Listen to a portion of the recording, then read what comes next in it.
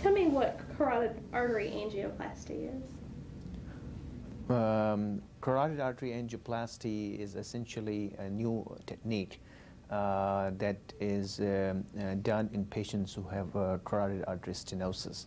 That is blockage in the arteries here in the neck that goes to the brain.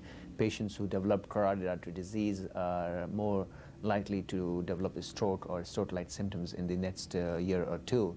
And in order to prevent them from having disabling stroke or even minor stroke, we can now go ahead and do carotid angioplasty and implant and stent in the stenosis from them having these strokes in the future. I know before you had talked about this being a relatively new procedure, that angioplasty and stenting had been done with heart patients, but it was new with the carotid artery. Can you talk a little bit about that for us?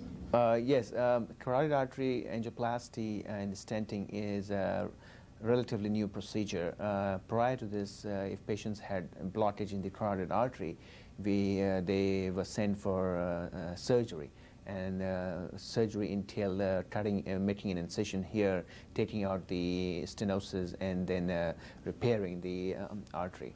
Now, many patients could not undergo surgery because of different medical conditions or because of different problems that they had.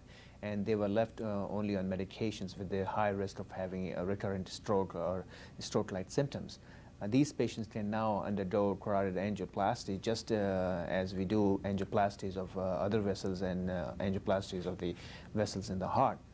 Learning from those techniques in the last 3 or 4 years, we have developed this technique where we can, in a similar fashion, put in a catheter across the stenosis and do balloon angioplasty and then implant a stent which will prevent the stenosis from coming back. Has it proven successful? Oh yes, it has. In the last few years, actually, I have been involved when I was in Washington in more than 300 cases, and it is very successful. The cases that we did, we had 99% success rate in doing the angioplasty successfully and implanting the stent. And more so, the risk of the procedure is very minimal as compared to surgery.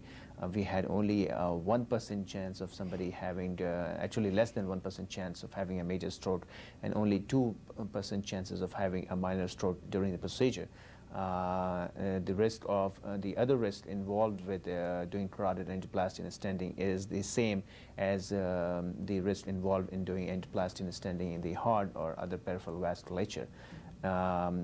Other centers besides we did in Washington, there are other centers that did these procedures in Alabama and New York, and they have also reported similar success.